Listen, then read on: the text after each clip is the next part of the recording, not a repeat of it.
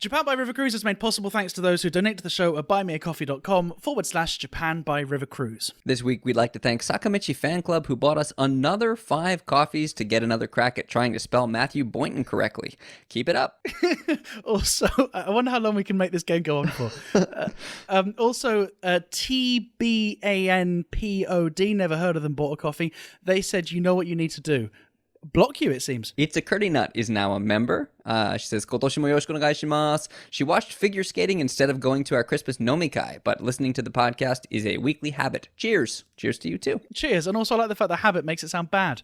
Also, Tim claimed a JBRC laptop sticker set, despite the fact that he already received some stickers, or should have received some stickers, just by being a member. So thank you very much, Tim. And Pat Sheehy joined as a member again because his bank flagged us as a possibly fraudulent payment, so he's doing it again. Pat, fool you once, shame on us. Fool you twice, shame on you. And with that, let's take a listen to the message from our corporate sponsor. This week's message is brought to you by the world's first ever social media-powered River Cruise. The future of the river cruise industry is here. Brought to you by the good folks at Google Insta Twitbook and equipped with state-of-the-art, presumably AI technology and proprietary algorithms to tend to your every need in the current global political, economic, and health landscape. With thermal sensors to check your body temperature to determine if you pose a threat to others and need to be isolated, audio-visual sensors to check your speech and behavior to determine if you pose a threat to others and need to be isolated, and predictive thought sensors to check to determine if you will pose a threat to others in the near future and need to be isolated now. Grounded in the same philosophies and practices that have done so much good in other periods of human history, and now with smoother than ever dock-to-water launching with our patented slippery slope. So everyone, all aboard the censorship. The censorship is currently booked for the foreseeable future by parties of actual dictators, fascists, Nazis, and white supremacists. But don't worry, sooner or later, it'll be your turn.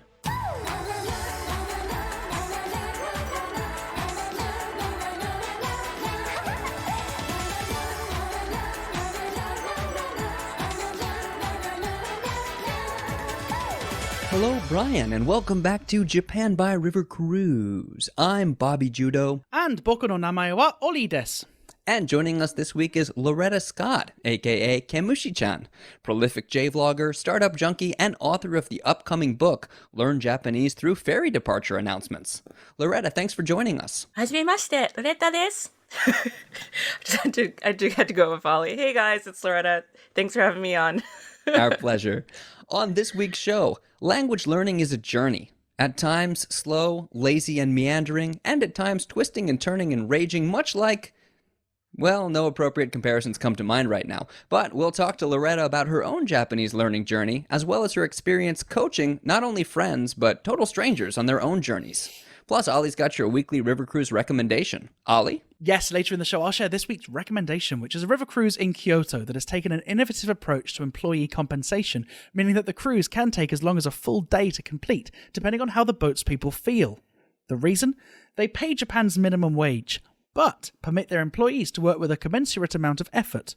Minimal. Also, good luck to all the Japanese River Cruise Academy entrance exam test takers out there this week. We'll do a total rundown of all the trick questions and trick knots that we lose points on every goddamn year. But first, Soap Talk.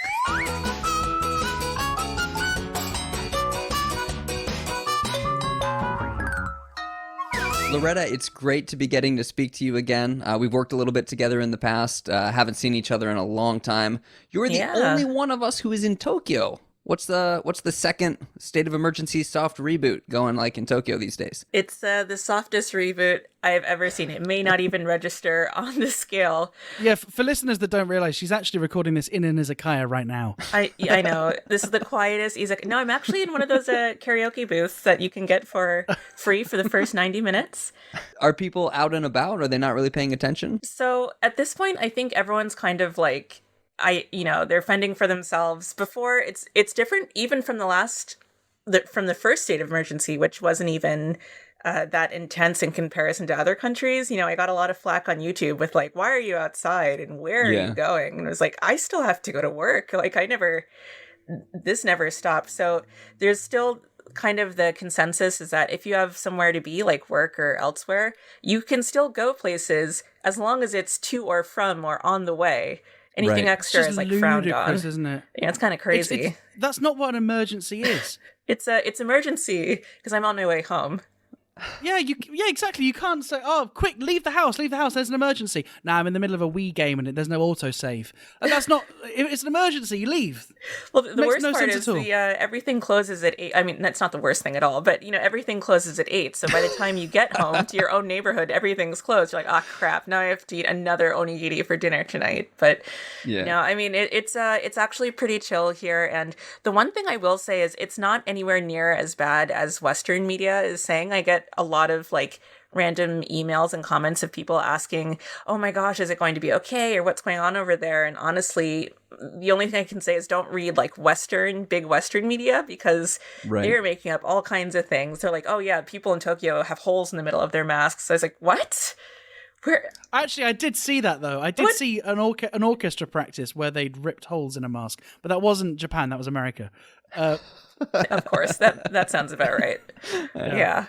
But Bobby, there's an emergency in Fukuoka too, isn't there? Yeah, there's a state of emergency here as well. Again, I think a lot of times, a lot of people, they really followed the state of emergency voluntarily the first time around, and it almost destroyed their businesses. It almost destroyed their livelihoods. And so the second time around, they're like, well, they don't want us to work past 8, but if we don't, our businesses will be lost. We'll go under. So people aren't really complying the way that they used to. The TV stations are, because they're still held to higher account because we're on TV. So they've got us back doing remote stuff. I'm back in the Fukuoka studio for Saga TV. I'm back in the separate room for Asades. I'm back talking into an iPad again. Yeah, I did a couple of shows too. And I got taxied into a recording room and then taxied out, but I never saw any of the other people in the actual like sound booth. It was very intense. Are they still doing those daft masks where the coronavirus just has to jump over a little bit of transparent plastic? No, they gave up on those. Okay. Yeah, and that's also, again, because of TV. Every time they put them on, they go like, well, as soon as people see us on TV wearing these, we get tweeted at saying, don't you know those don't work? So it's a learning curve. It's a learning curve, but also on TV, it's all for show. I don't know if I mentioned this on the show before, but when we were still doing like in-studio shoots, they had all the plexiglass dividers up between the seats. Yeah. But then depending on what segment you are, the seating order rotates. So it's just like musical chairs. You just go sit in somebody else's little booth. It's pointless. Speaking of pointless, you and I are YouTubers. Ali just put up his first ever YouTube video. I wanted to know if you had advice for a burgeoning YouTuber, in like somebody who wants to start YouTube now. What would you say to Ali starting out on his YouTube journey? To be clear, I don't want to be a YouTuber. I can see what it's done to Bobby. Makes you really kind and really have a great sense of perspective. But I'm waiting for my first dislike. I'm genuinely scared of the first person that's going to thumb down the video. And I've released this podcast, I know it's going to be one of our listeners. Did my dislike not get counted? Clearly not. We got to get in there, Bobby. We got to show them how you really make it big. 2 dislikes on coming right up. And to tell you to go back to your country. Well, that would make sense actually, because it was filmed in Australia. Done. Check. But Loretta, I followed your YouTube for must be a decade now. I apologize.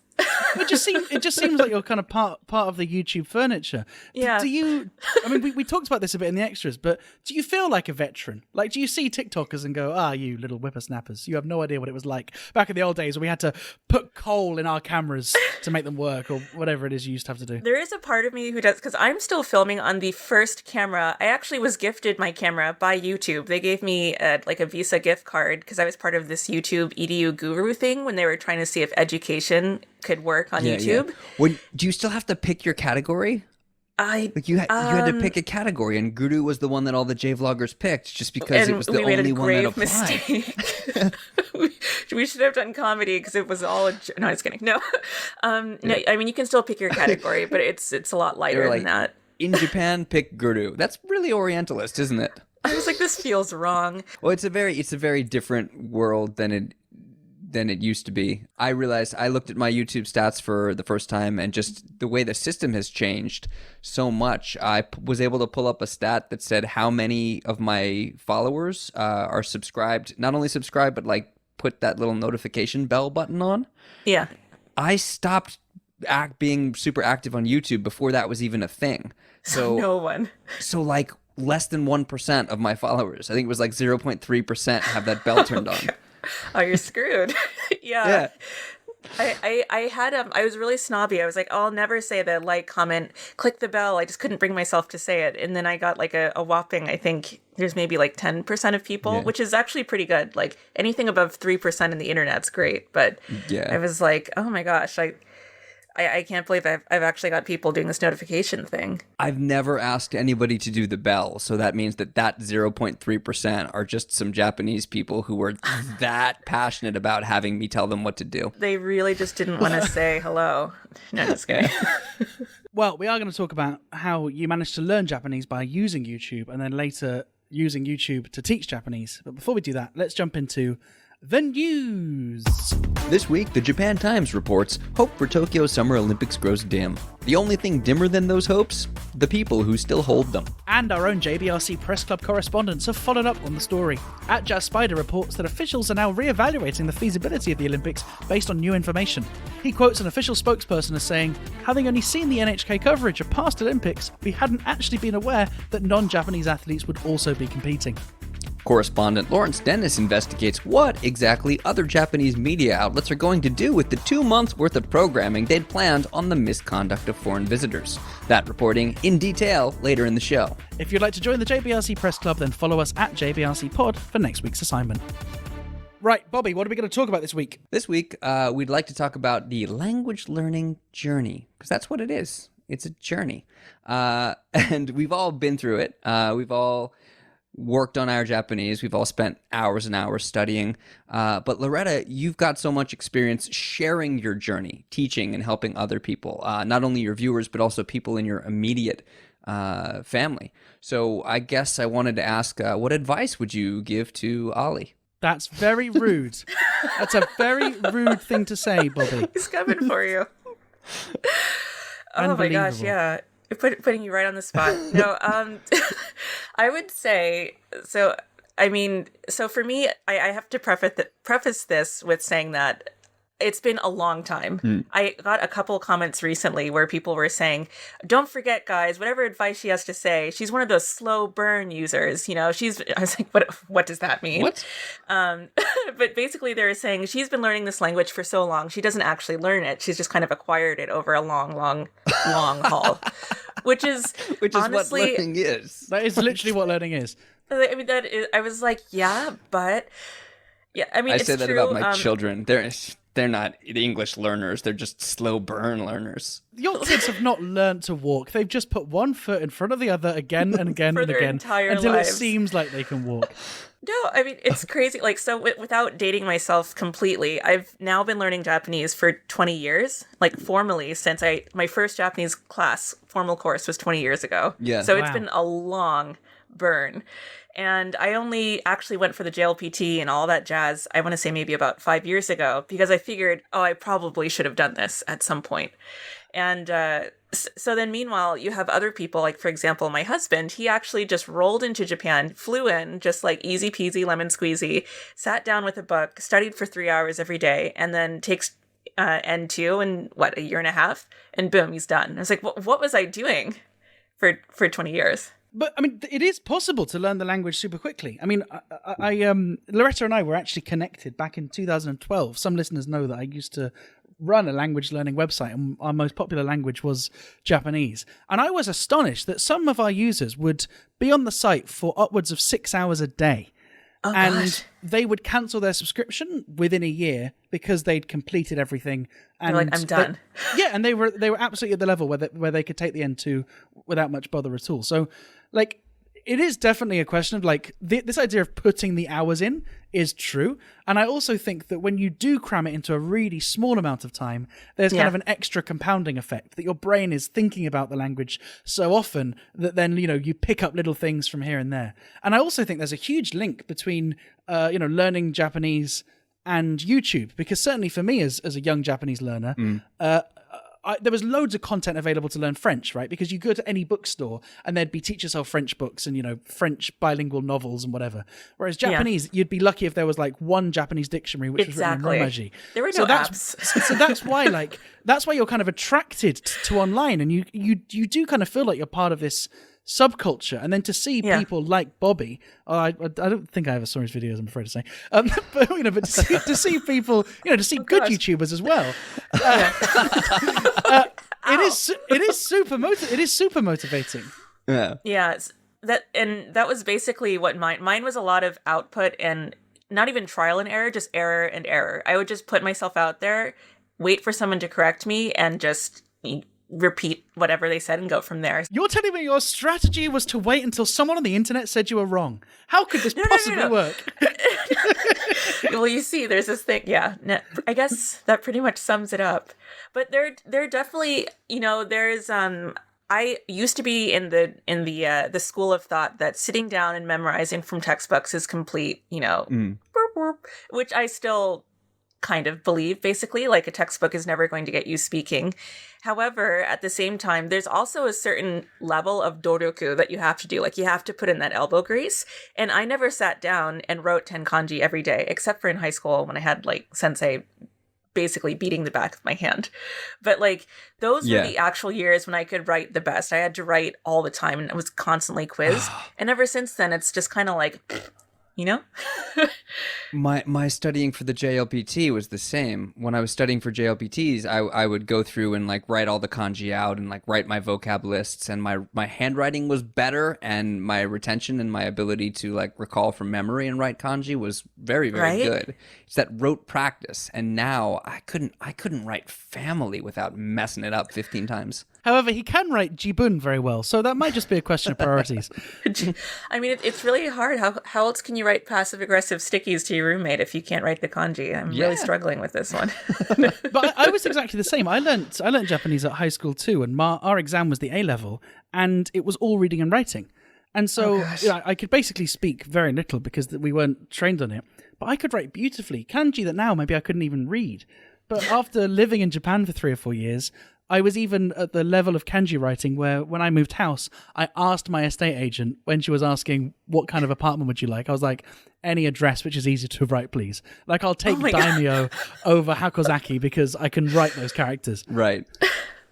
Actually, this is important. You have to remember, this is something you're going to write. Or maybe you should have picked a harder address because then that's the one you're going to have to practice for the rest of your tenure no one's there. got time for that.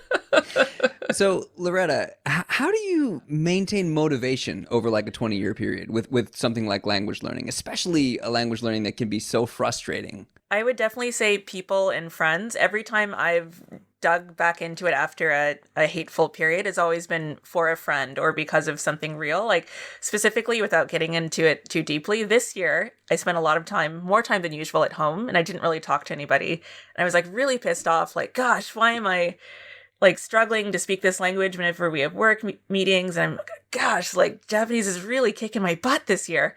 And I realized it was because I wasn't using it at all. I was just at home, like, I had my Netflix subtitles on, but that was about it. But like, basically, it wasn't until I decided, okay, I'm going to actually speak with the shop owners. I'm going to order takeout on the phone, not just on Uber Eats or whatever it is. And it was when I started leaning back into speaking with actual people, when I remembered why I was doing it in the first place, which is literally the people and not for whatever email I was struggling with or something. So I think honestly, when I lose motivation, I just force myself to talk to somebody. And then you get that like initial, oh my gosh, they spoke and I heard and I spoke and they heard and it was magic. It's like Disney in your mouth. I guess that's just the tagline. And it is easy to forget, especially when you're a more advanced learner, that those first 6 months are magical. Like, especially if you've not ever learned a language before, just going and saying to someone, Ima nanji desu ka? And then responding with the time, and that being the whole conversation. Like, in that moment, you are fluent, and it feels great. I agree and I disagree, because I do know that feeling is magical, and that's where a lot of the motivation comes from. But I also remember having like very distinct moments where I was like, when I didn't understand Japanese, I thought it was so magical and so mysterious. And I would sit as an ALT in the staff room and be like, I wonder what they're talking about. And when I got to the level where I could understand what they were talking about, the conversation in the staff room was like, "This bread is really soft. Bread wasn't this soft last time, was it? Now, last time the bread was soft, but you're right. It wasn't this soft." I have an identical story where I noticed for the first time I was sat in a Starbucks and I noticed that I was aware of the ambient conversations around me. Like, I think one thing that people forget, that when you live in a foreign country and you don't speak the language, the country is quieter because you're just not in tune to all the other conversations around you. You zone it out. Exactly. But at one point I realized I kind of zoned into a conversation. I was kind of following what was going on without meaning to. And I had exactly that. I was like, that's cool. Like, I was reading something in English, but I was understanding what these two girls next to me were talking about. But they were talking about the different types of barbecue sauce of the major fast food chains. And I was like, Your epiphany was squandered. And Ollie was like, "I can't concentrate on my book because I have too many opinions about this." Exactly. I was like, no. KFC actually do two types of barbecue sauce. One you get for free, and then one you get with the dippers. Try the other one first before you make your mind up, girl. But it's true. Like that, those are the kind of moments where people often talk about when do you have your first dream in Japanese or stuff like that. But I actually think it's moments where the language has kind of appeared in your life very, very subtly. Yeah, right. Yeah. Exactly. So I wanted to ask, since you have so much experience kind of presenting and teaching Japanese to your followers online, you must get so many comments and questions and feedback from them. I'm wondering, have you seen any patterns in what people struggle with? I feel like you two are basically veterans, so you're like beyond this, but I know that there's... Ollie is nodding very emphatically.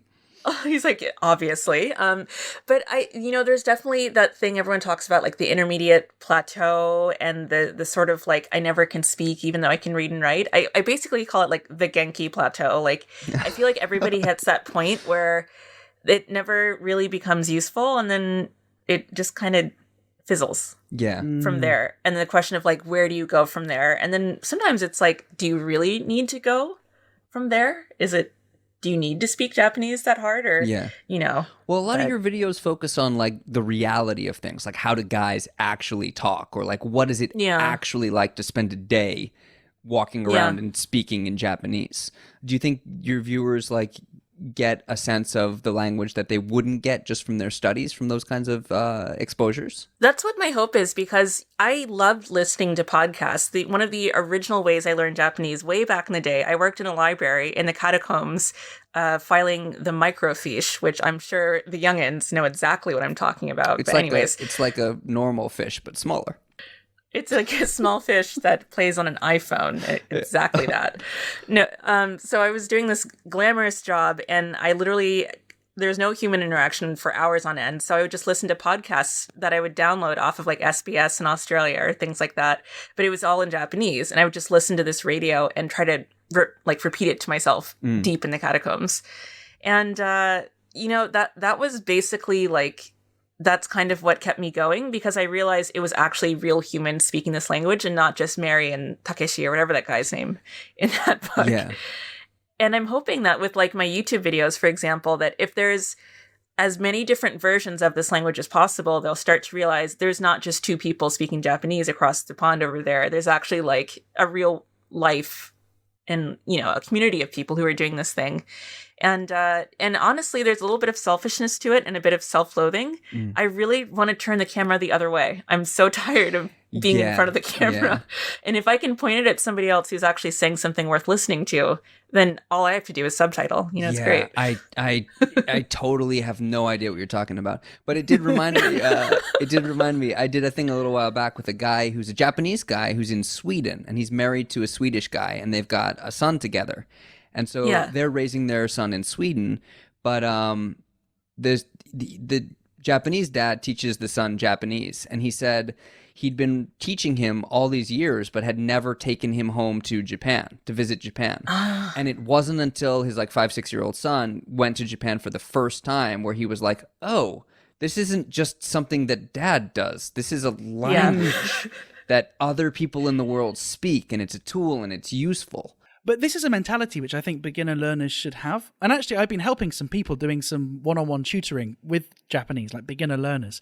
And the thing which I try and tell them is, you have every right to speak the language, right? Like, Japanese is not something that only Japanese people use. It's like, if you're forming a basic sentence yourself and it's functional and you get what you want, then you're entitled to do that. And I think the mentality of fluency is something that has to be achieved, and it's a very, very long way away, can be super demotivational. But thinking of fluency as something situational, as like, the Japanese language is for me as well. And if I balls it up and my pronunciation's wrong and I get the wrong word, as long as I'm using it and getting what I want out of it, then that's valid. I think it's so weird that you think the Westerners need to be told that, because one thing that I always notice is that like Westerners will come over and like they won't know any other phrases besides konnichiwa and watashi no onamae wa Brian-san desu. And they'll walk around going, I speak Japanese, which I think is great. I think like Japanese people need that level of confidence to not know what the hell you're talking about, but still say it anyway to progress. Yes. I think fundamentally, though, it's also a question of speed. And I've been doing some interviews for this project, which I've been doing with Philip, who Loretta knows, who was the guy that I used to run this old website my old with. buddy. Yeah, right. It's so cool. It's like Loretta didn't even know that we knew each other. She was like, "Oh, you might know this guy Philip, cool guy." I was like, "Yeah, I've literally worked with him for a decade. We're sick of each other." Here I am coming in late. Yeah, exactly. No, but Philip and I have just started a new project where we interview like expert language learners. And there's this guy called Tom who I interviewed, who's a language coach teaching French. And he's got a really interesting approach to learning languages, which is only care about your speed. Care about nothing else as a beginner, but can you get there quickly? And he's like, if you want to measure your fluency, don't measure kanji, don't measure like the amount of vocabulary you've learned. Obviously, all that's important, but just how quickly can it come out your mouth? And the reason I think that's really interesting is the times when you feel defeated are when the person that you're speaking to, particularly a Japanese person, gives up.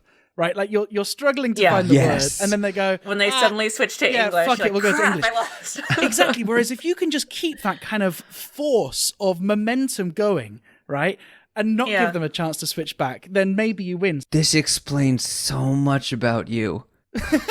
Oh, the fact this resonates with me. I feel like I'm like totally a cheater. I have like a bunch of cheat codes I downloaded for Japanese because I even made a video about this of what to say in the first 3 seconds so it looks like you know what you're talking about. A good hack which I always use was tashikani, because tashikani can kind of mean whatever it needs to buy you time, right? Like even if someone's not saying an opinion, you can still kind of get away with the tashikani. And I'm not sure how even to translate tashikani in English. It means certainly, it's like, or definitely. You're right. Yeah. So we've talked a little bit about kind of like the tips and things and the advice that you'd have for people who watch your YouTube channel, but you had a really interesting experience where you were over here for a little while and learning the language for a long time, and then your husband came and joined you and started like a journey as a beginner.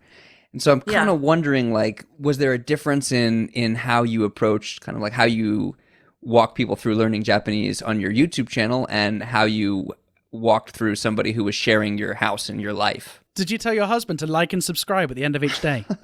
At the end of every conversation, I was like, no. So it was, there was definitely a weird give and take, because I remember when Boomer first started learning Japanese, I was like, that's wrong. Your stroke order is wrong. Your balance of your kanji is wrong. You'll never learn to speak Japanese if you don't start with the pronunciation and the stroke orders and the radicals. He's like, you gotta be kidding me. Absolutely not. And I kind of came at him with this like very academic perfectionist method. And then he was like, no, I'm just going to do it my way. And then we flipped, where he went full on like rote memorization.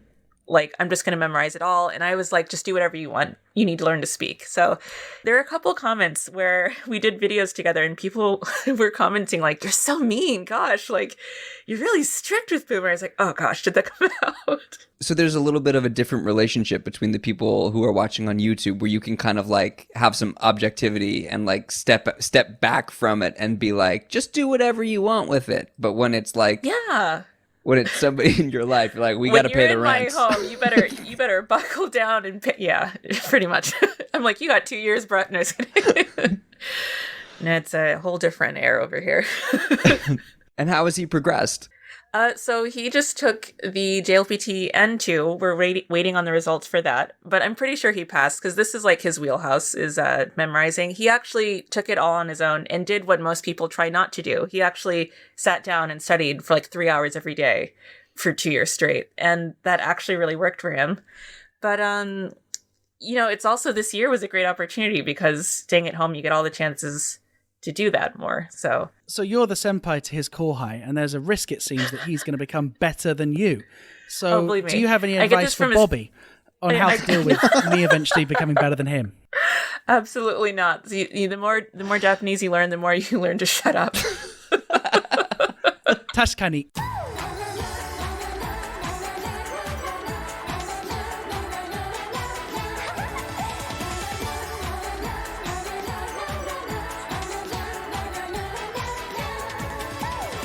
Hey, thanks very much for listening to this episode 68 of Japan by River Cruise. If you're new to the show, then don't forget to subscribe. If you're old to the show, then you can get extra bits by becoming a member at buymeacoffee.com/Japan by River Cruise. And if you're interested in my new little side project, it's languagehacks.xyz. There'll be a link in the description for the cheapest price. Also, thank you so much to our guest this week, Loretta Scott, aka KemushiChan.